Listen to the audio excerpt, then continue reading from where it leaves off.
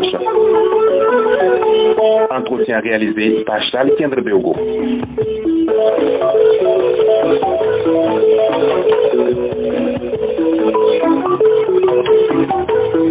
Mesdames, Messieurs, bonjour. En toute vérité, reçoit pour vous l'artiste musicien burkinabé Issouf Comporé, qui n'est plus à présenter aux mélomanes burkinabés, avec des titres emblématiques tels que Zenabo, fredonné par des générations passées et aujourd'hui.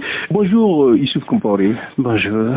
On dit de vous que vous avez raboté le bois avant d'arriver à la musique et que vous seriez devenu un bon charpentier n'eût été la passion de la musique.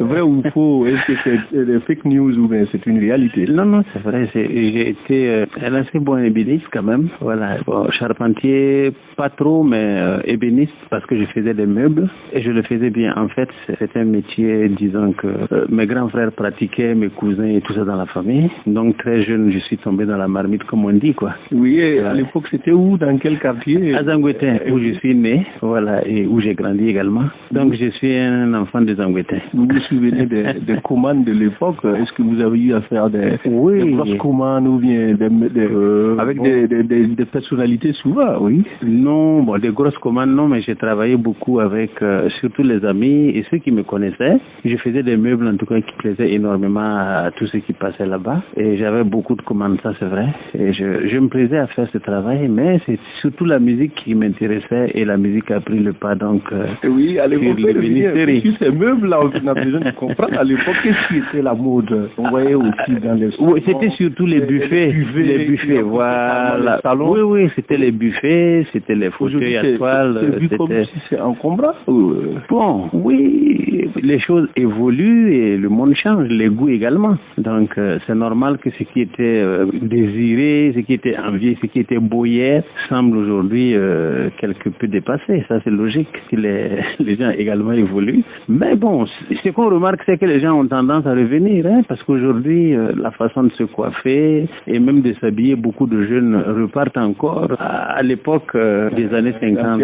Voilà, même les coiffures. Vous avez vu que, par exemple, la coiffure afro est très à la mode actuellement avec les femmes.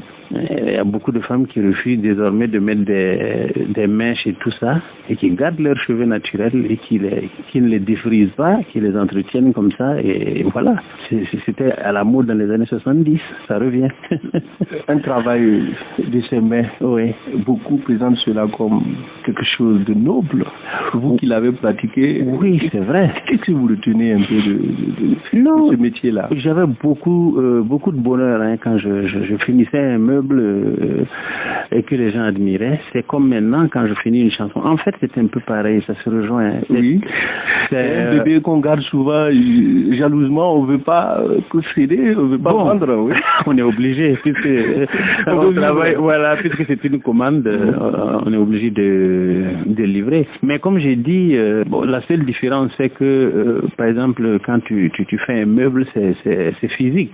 C'est quelque chose que tu peux toucher, que tu peux voir, et quand c'est beau et tout le monde voit. Mais bon, et la musique, quand tu composes une chanson, ça c'est une création de l'esprit, et ça reste quelque chose d'immatériel, vous voyez. Mais ça se sent, c'est aussi beau, hein, mais c'est pas dans le même registre. Mais ça demeure un travail une œuvre de création, quoi. Est-ce qu'il vous arrive souvent des envies de travailler?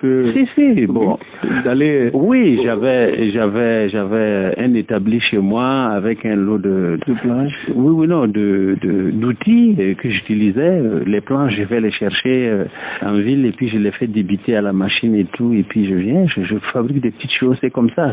Souvent, il y a la nostalgie qui revient. Je fais des petites choses, mais pour moi, pas. On imagine qu'à la maison, tout est meublé, mais de. Non. Non. Vous êtes laissé séduit par la chinoiserie? Non. On voit que la plupart des maisons maintenant, non. C'est des meubles importés. Non, j'ai de vieux meubles, des meubles fabriqués de façon naturelle. Mais bon, c'est vrai, j'ai quelques meubles quand même que j'ai confectionnés moi-même, mais j'ai des meubles également que mon cousin, qui était beaucoup plus calé que moi en ébénisterie, m'a confectionné, qui sont toujours là et qui plaisent énormément aux gens. Par exemple, dans les chambres, les placards, c'est pas, attention, c'est des meubles véritablement que mon cousin a pris le temps de réaliser pour moi, mais j'aime énormément, quoi. Il y a de l'affection dedans, donc regardez, Issouf Comporé, beaucoup en parlant de vous, parle aussi de Jacob Soubega, un autre artiste burkinabé. Parlez-nous de cet autre artiste-là. Il semble que vous avez fait beaucoup de choses ensemble. Oui, Soubega est un garçon formidable, quelqu'un que j'aime beaucoup. On a fait beaucoup de choses ensemble, on a fait des tournées ensemble ici. Il jouait comme guitariste dans le groupe, voilà, dans mon groupe, et donc on a beaucoup travaillé ensemble. On a même effectué ensemble une mission pour représenter le Burkina Faso en Corée. En Corée, justement, voilà. Poser la question. Qu'est-ce que vous êtes allé faire en Corée? Bon, c'était un festival où il y avait plein d'artistes du monde entier. Il y avait quoi, des Palestiniens, des Français, des Japonais, des Brésiliens, tout le monde, quoi.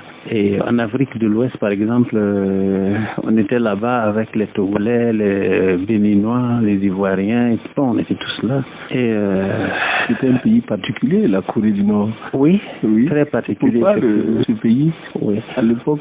Bon, mais c'était une mission de notre pays. On a été envoyé en mission, comme partout. J'ai été dans beaucoup de pays comme ça pour représenter le Burkina Faso, comme en Chine et un peu comme ça. Mais bon, à l'époque, c'était quand même, il y avait une amitié entre la Corée du Nord et le Burkina révolutionnaire. Voilà, c'est ça. Donc, cette relation a continué un moment et puis après, bien sûr, ça... Avec le grand-père de l'actuelle Corée du Nord. Ah oui, juste, oui. C'était effectivement, c'était Kim Il-sung, je crois. Oui.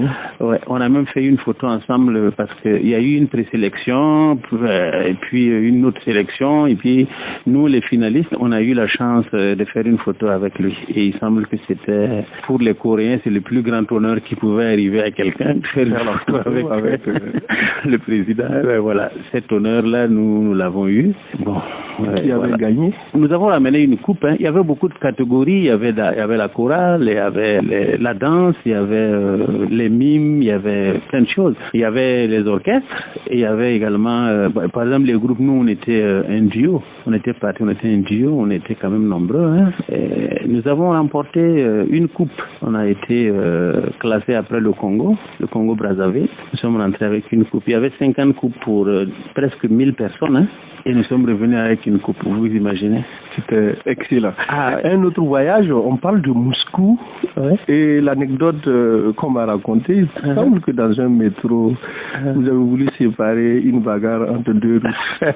Vous êtes très bien renseigné. C'était pas dans un métro, c'était à l'hôtel Monjashkaya, c'est un hôtel qui est situé sur, c'est dans une banlieue en tout cas de Moscou, où nous logeait parce que bon, on était juste en transit. On avait quelques jours à faire seulement à Moscou avant de rentrer à Ouaga, après Pyongyang. Et puis, bon, il y avait un orchestre qui jouait. Et je suis venu, j'ai joué avec eux et tout le monde était content. On a fait le bœuf comme on disait.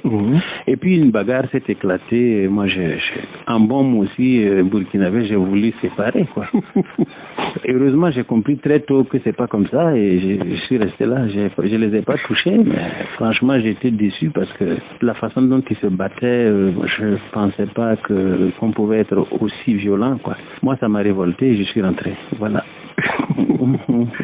Issouf Comporé, lorsqu'on prononce ce nom, la chanson qui vient à la tête de beaucoup de Burkinabés, c'est Zenabo. Oui. D'où est venue cette inspiration? Beaucoup parlent d'une compétition, d'une marque de cigarettes à la Maison du Peuple. Les gens sont fous complètement. Oui. Comment est-ce que la cigarette peut inspirer quelqu'un? Non, une marque de cigarettes qui a organisé la compétition. Non, c'est pas vrai, pas du tout.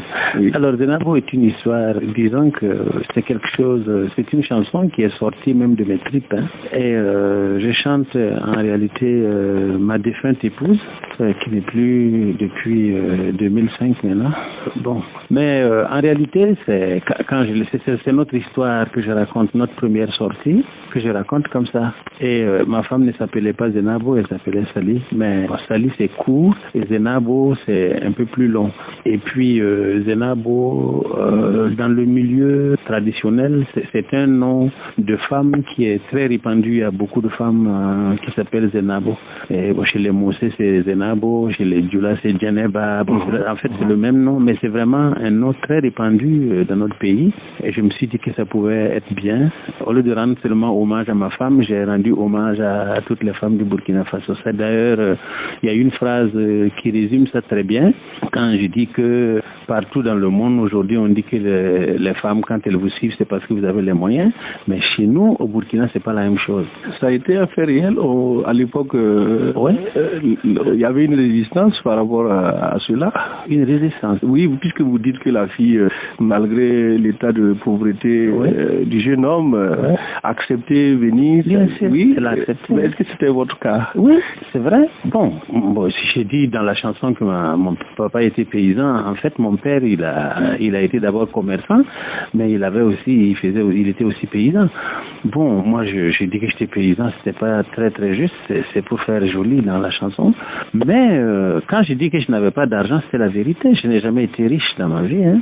Voilà, j'ai toujours eu ce qu'il me fallait, mais c'est pas un compte garni avec des millions, des machins, non. Mais elle le savait et le but au départ, c'était de lui dire toute la vérité, quoi. Voilà ce que je suis. Et elle aussi, elle m'a dit, non, il n'y a pas de souci, ce côté-là ne m'intéresse pas trop, on va chercher ensemble. En fait, c'est ce qu'elle m'a dit ce jour-là, je me rappelle très bien. Si tu veux m'épouser, ça marche. Pour ce qui est des sous, on va chercher ensemble. J'ai beaucoup de courage et je sais qu'on peut s'entraider. Et ça a été la vérité. C'est une très grande femme, hein. Elle est restée près de moi pendant 29 ans et nous nous sommes battus. Je rends grâce à Dieu parce que nous nous sommes véritablement battus et nous avons fait ce qu'on pouvait faire pour nos enfants et pour tout le reste, quoi. Elle m'a vraiment aidé, elle s'est vraiment battue à mes côtés. C'est une histoire qui avait accroché tellement les Burkinabés. Oui, je suis apparemment, vos fans se sont retrouvés dedans. Oui, j'ai l'impression.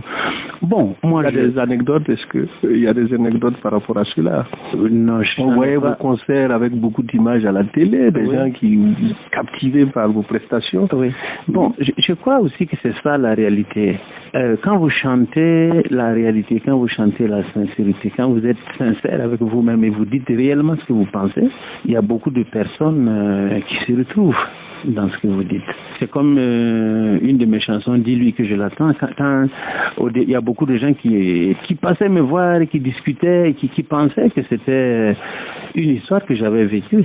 Mais non, c'est tout simplement de la fiction, c'est une histoire que j'ai inventée. Mais le fait d'être tous les jours avec les gens, de les entendre, de les écouter, parce que moi je tire mon inspiration justement des gens auprès desquels je suis. Et moi j'aime beaucoup l'amitié, j'aime beaucoup échanger avec les gens. J'ai toujours du temps pour les gens. Donc, c'est comme ça que j'ai recueilli à gauche, à droite des histoires comme ça qui peuvent m'inspirer pendant mes chansons. Et donc, c'est pour ça qu'il y a des chansons où les gens se retrouvent parce qu'ils ont vécu ou alors ils ont quelqu'un, un proche qui a vécu également ou peut-être un peu une histoire comme ça et ils s'y retrouvent. C'est comme ça. Zenabo, on va revenir sur ce titre. Oui. Aujourd'hui, avec le regard, avec le recul, est-ce que Zenabo représente un peu le modèle de la fille burkinabé? J'espère. Je ne suis plus très au courant des filles du Burkina. Oui, vous êtes déconnecté. Ah oui, depuis quand même, quoi. Vous voyez quand même vivre dans les quartiers. Bon. Je les vois tout simplement parce que... Aujourd'hui, est-ce que le matériel n'a pas pris le dessus sur l'amour romantique, comme vous racontez? Oui. Mais on ne vit pas de pain et d'eau. Mais je suis persuadé qu'il y a toujours des jeunes aujourd'hui qui vivent comme moi j'ai vécu avec mon épouse. Je suis persuadé. C'est pas des choses qui finissent, hein. Et je crois que tout cela dépend de l'éducation, ça dépend de ce que l'on a reçu déjà au départ. parce que ça c'est très important. Vous voyez, nous sommes de cultures différentes et nous avons reçu des éducations pas pareilles, vous voyez. Donc cette notion par exemple de l'amour, je ne sais pas comment dire, en tout cas sincère, les relations qui partent en tout cas de l'amour et de la sincérité, de la vérité et tout, c'est des choses que beaucoup encore continuent d'enseigner à leurs enfants, aux filles comme aux garçons. Et je crois que ça c'est important, parce que finalement les richesses et tout ça, comme je l'ai dit dans la chanson, un homme riche peut devenir pauvre, hein, et un pauvre peut s'enrichir, on ne sait jamais. Donc ça ne doit pas être le critère de base, quoi. Quand vous vous aimez, c'est pas la chose la plus importante en réalité. Vous voyez, ça dépend, comme je vous dis. Chez beaucoup de gens, malheureusement, l'échange des valeurs change quand vous agissez, et donc ils priorisent certaines choses qui sont malheureusement périssables. L'amour, quand il est sincère, peut vivre éternellement. Ma femme n'est plus depuis 12-13 ans, mais je continue de penser à elle avec le même respect et je l'aime toujours pareil, vous voyez. Donc, c'est quelque chose qui peut vivre éternellement quand c'est sincère. Maintenant, bon, mais il y a des choses, l'argent, comme je dis, ça peut finir, les bijoux, les machins, tout ce qu'on peut souffrir, c'est très bien, parce que ça aide à vivre, mais ce sont des choses qui peuvent disparaître du jour au lendemain. Et donc, si votre choix s'est basé uniquement sur ça, ça devient un problème pour vous. Aujourd'hui, dans les palais de justice, les divorces se multiplient. La jeune génération découvre la réalité du foyer une fois dedans. On sent comme une impréparation. À l'époque, vous aviez l'avantage de côtoyer peut-être les parents qui débroussaillaient peut-être les choses. Oui, bon, mais je ne pense pas que ce soit seulement ça. On était dans un environnement qui était quand même beaucoup plus calme et beaucoup plus clément. Aujourd'hui, les jeunes sont agressés de partout, hein. Il faut voir réellement, ils ont une vie complètement, je sais pas, je dirais pas, mais quelquefois quand je pense véritablement à la vie que mènent les enfants aujourd'hui, sincèrement, je ne les envie pas, parce que ce n'est pas facile. Vous voyez, trouver du travail, c'est un problème. Avoir de l'argent, c'est pas facile. Il y a tellement de choses. Ils sont agressés. Ils sont agressés à la radio, à la télévision et tout ce qu'ils entendent, les médias, Internet. Vous voyez, il y a tout ça. Donc, ça fait que ils sont complètement désorientés. Donc, ce sont des choses qui arrivent pas parce que les enfants ne sont pas préparés, mais parce que les enfants, moi, je crois que c'est parce qu'ils sont véritablement agressés. C'est pour cela qu'il faut beaucoup de détermination aux enfants aujourd'hui pour se décider, être des hommes de principe, parce que ça c'est important, décider de ce qu'on veut faire et ne pas se laisser détourner, justement, continuer et rechercher son objectif. Mais ça c'est un grand rôle que les parents devraient jouer aujourd'hui. Est-ce qu'ils l'ont joué? Papa et maman n'ont plus le temps. Voilà, c'est ça. Entre deux avions, c'est ce que je entre dis, deux boulots. Oui, c'est ce que je dis souvent aux gens. Aujourd'hui on parle de l'incivisme et tout, et on incrimine les enfants matin, midi et soir. Mais si on s'asseyait un moment, si on prenait le temps de nous asseoir ensemble et de réfléchir, est-ce que nous ne sommes pas responsables aussi de cet incivisme-là qui arrive? Un père qui n'a vraiment pas le temps de causer à ses enfants, une maman pareille.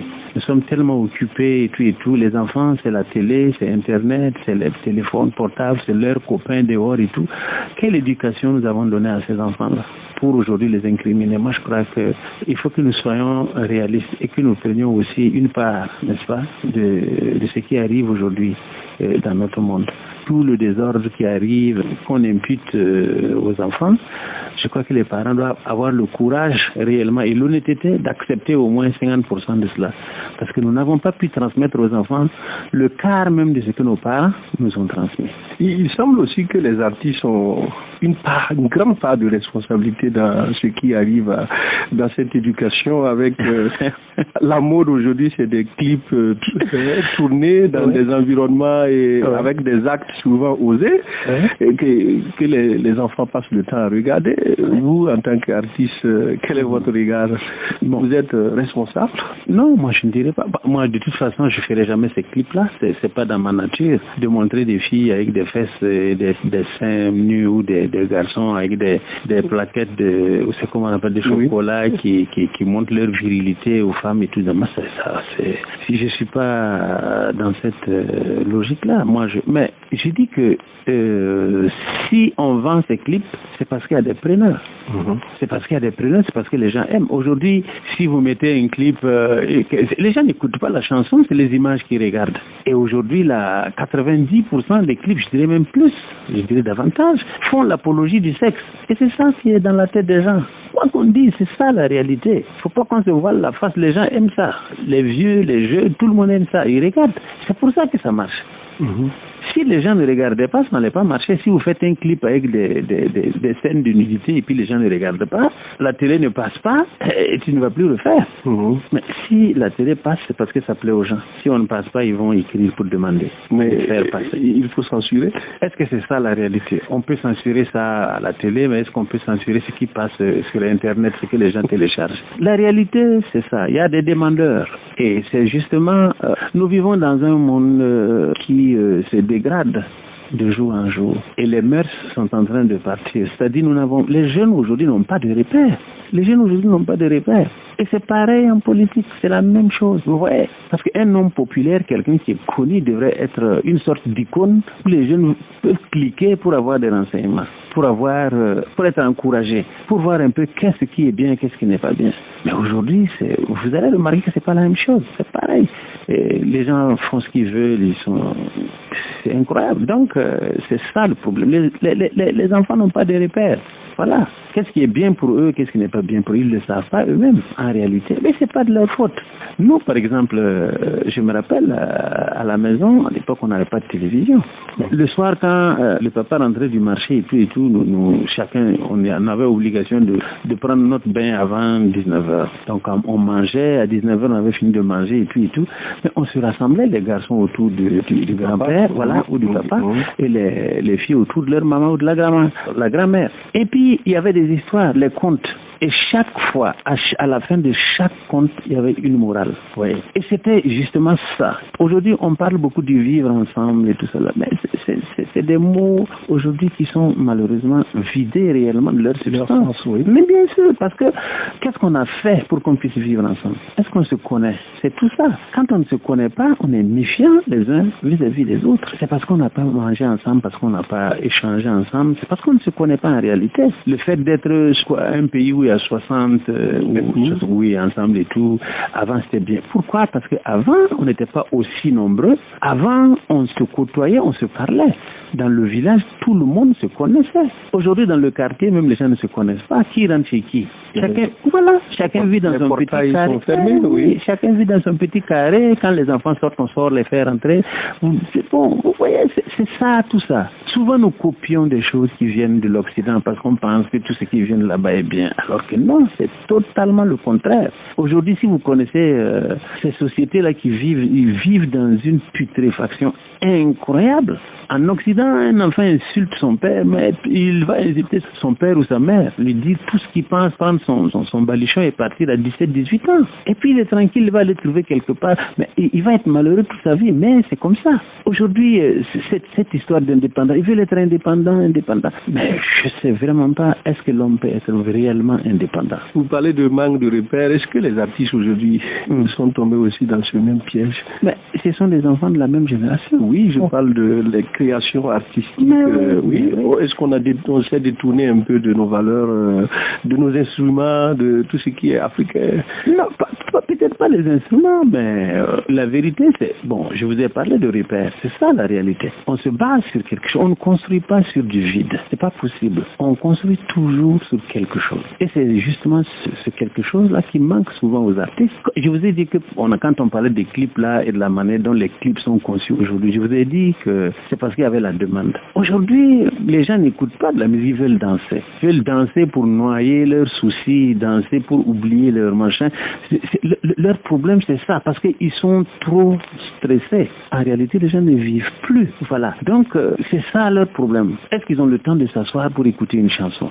Ils sont pas très nombreux ceux qui font ça. C'est pour ça que les artistes suivent ça aussi et composent des chansons qui font danser les gens. En général, si vous écoutez actuellement les productions, quand vous prenez une production artistique sur un an, vous rassemblez tous les CD, vous les écoutez, la plupart des chansons, c'est c'est pour vous faire danser. Il n'y a presque rien comme message à l'intérieur. Alors qu'une chanson, c'est d'abord ça, c'est un texte. Il y a un thème qu'on choisit, un texte qu'on habille avec de la musique. Une musique qu'on peut écouter. Vous comprenez toutes ces choses-là, justement, quand on dit que la musique adoucit les mœurs, je ne pense pas que c'est la musique qui va vous faire danser, qui peut réellement vous aider à... Bon, mais c'est ça aussi, ça c'est ma conception. Et c'est pour ça que, malheureusement, ce sont des chansons, même les chansons les plus célèbres qu'on entend aujourd'hui, au bout de 3-4 mois, on ne les écoute plus parce que... Les effets de mode, c'est passé vite.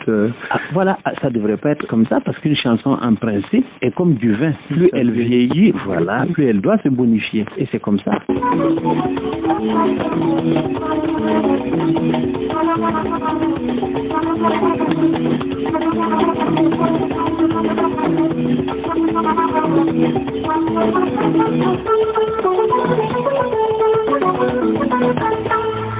Youssouf Komporé, vous faisiez de la world music à l'époque. Il y avait d'autres titres qui étaient là. Vous parliez tantôt de Dis-lui que j'ai la tort. La petite fille, dis-moi. On dirait le thème de l'amour vraiment sacré pour vous. Bon, oui, mais c'est pas l'amour à l'eau de rose, je t'aime, écoute-moi, c'est pas ça. Moi, je chante des scènes, je chante des choses. En réalité, bon, moi, j'ai connu beaucoup de choses dans ma vie. J'ai eu une maman qui était extraordinaire, auprès de laquelle j'ai vécu, j'ai plein de choses très douces et qui m'a véritablement appris énormément de choses. Et ensuite, j'ai eu la chance d'avoir une femme exceptionnelle. Donc, j'ai vécu entre l'amour de deux femmes qui m'ont véritablement aimé et qui m'ont enseigné, de par leur vie seulement, beaucoup de choses. C'est pour ça que j'ai énormément de tendresse, j'en ai à revendre. Donc, c'est ce que je ressors un peu dans mes chansons. On va parler d'autres choses. Première chanson de la Révolution d'août 83. Ouais. On dit Zaman Dam Karatnere et certains disent que cette chanson a été composée aussi rapidement que la Révolution est venue. D'où vous est venue cette inspiration? Est-ce que vous étiez dans le secret des dieux? Non, en fait, bon, il y avait une cellule, on avait une cellule révolutionnaire dans mon quartier et que j'animais. Comme je vous ai dit, je suis né à Zangouetin où j'ai grandi et j'ai eu des amis, j'ai eu des copains qui, à l'époque là, avaient des tendances n'est-ce pas de révolutionnaires, si je peux m'exprimer ainsi. Et donc on a eu un grand frère du quartier, Cissé Ibrahim, qui jouait au football à l'époque, qui a fait ses études au Sénégal et bon, il a fait plein de pays révolutionnaires. Il y avait d'autres aussi qui avaient étudié à Moscou, voilà, ou à Pékin et tout, et qui donc avaient vraiment de la littérature révolutionnaire. C'est ainsi qu'on a lu plein de choses.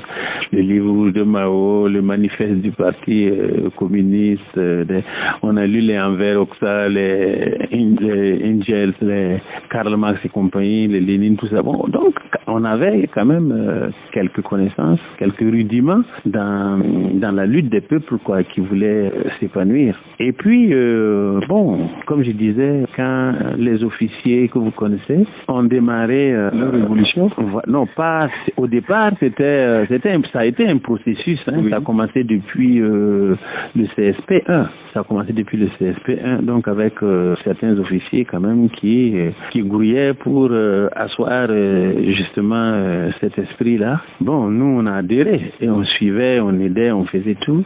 Et puis le CSP2 est venu. Moi, Zaman Damba, je l'ai composé le 17 mai, le jour où le capitaine Thomas Sankara a été arrêté, et ça n'a pas été facile. Je suis sorti, quand on a entendu ça c'était la désolation dans le quartier. Tous les camarades du quartier sont venus à la maison. Nous sommes sortis, on a été marcher avec les étudiants et les élèves, on s'est fait bastonner. Moi, j'avais le dos bien lacéré quand je suis rentré. Et on est rentré le soir, d'ailleurs, j'étais avec. Dans la soirée, on est sorti avec deux journalistes. Bon, je tairai volontairement leur nom, mais c'était des journalistes qui étaient à la télé, un monsieur et une dame. Le monsieur, c'était un cousin à moi. Et on est sorti même avec la voiture de la dame le soir, tellement moi j'étais vraiment découragé. On a fait le tour de toute la ville, là où il y avait les rassemblements, pour voir un peu comment les choses se passaient. Et ils m'ont déposé à la maison vers 17h. Et quand ils sont partis, quelque chose s'était noué dans mon bas-ventre. Il fallait vous libérer. Là, oui, c'était une grosse tristesse et j'avais les larmes aux yeux. Et dans ces conditions-là, il y a deux choses. Je me confie d'abord à mon épouse, sinon c'est à la guitare. Donc ce jour-là, je suis rentré prendre ma guitare, je suis venu m'asseoir au grand dehors et j'ai commencé à chanter. En fait, c'est ma peine que j'ai chanté comme ça.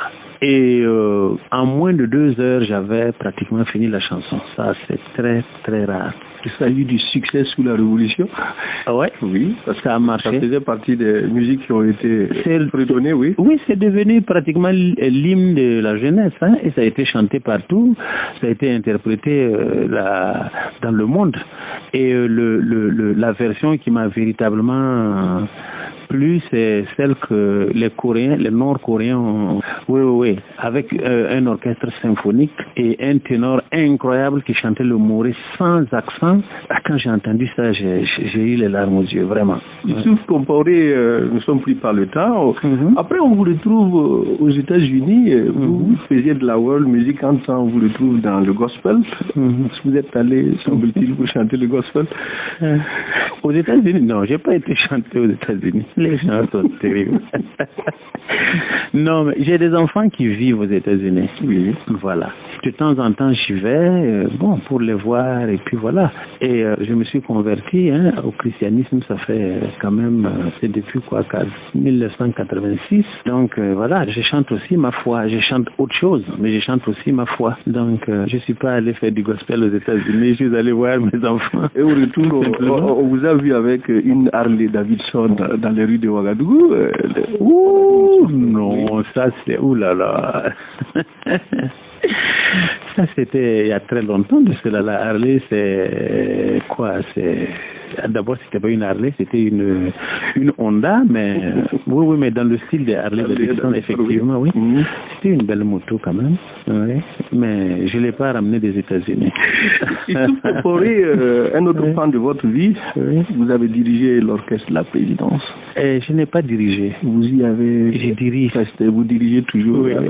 Comment ça se fait-il prester auprès des présidents dans un palais? Oui, bon, c'est un métier comme un autre. À un moment de ma vie, le président de l'époque a pensé me confier la tâche de gérer un groupe que je dois préparer et qui va répondre de façon internationale parce que quand les présidents viennent, ils ne sont pas toujours du même pays, donc il faut savoir faire de la musique variée pour que ces gens-là se sentent à l'aise. Donc c'est ce que j'ai fait. C'est une mission qui m'a été confiée depuis et on trouve que jusque-là, je remplis correctement la mission, donc je suis toujours là. Mais comment se porte cet orchestre? Oui, ça va. Après 17 ans, ça va toujours.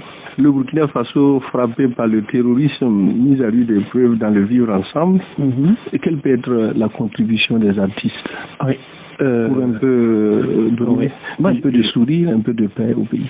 Oui, à chaque fois qu'un pays traverse une crise, logiquement, c'est le rôle des artistes, des écrivains, de tous les hommes de culture d'ailleurs, c'est de relever le peuple, d'être à côté du peuple et de pouvoir soutenir justement les actions, tout ce qui peut contribuer à amener quelque chose, n'est-ce pas, de positif à ce peuple-là. C'est le rôle, n'est-ce pas, de tous les hommes de culture. Et c'est ça aussi le problème. Vous savez, c'est pas toujours facile.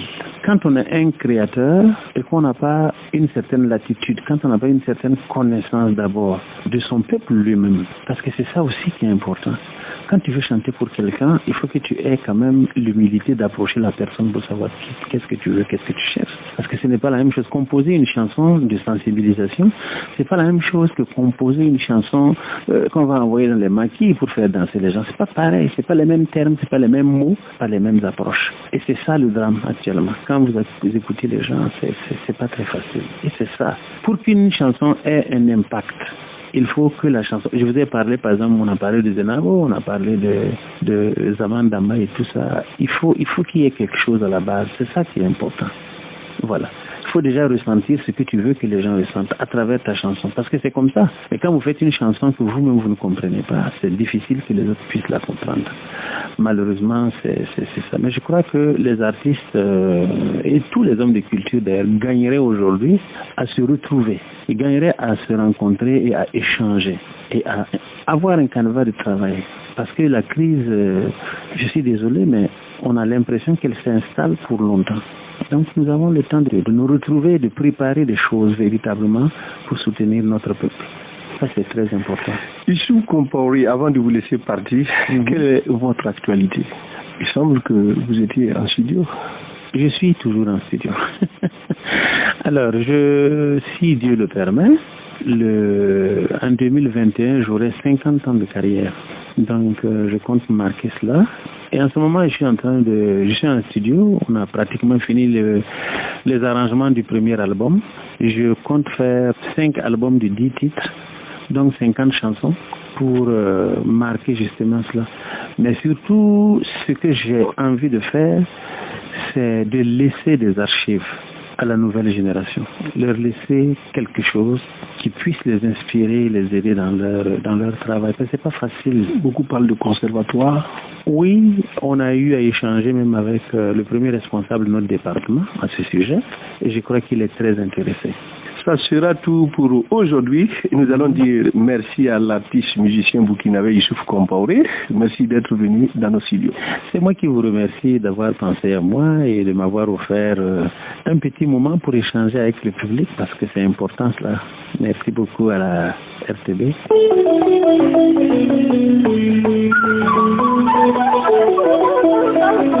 En toute vérité, un grand entretien de Radio Burkina avec un invité spécial tous les samedis et rediffusé les dimanches.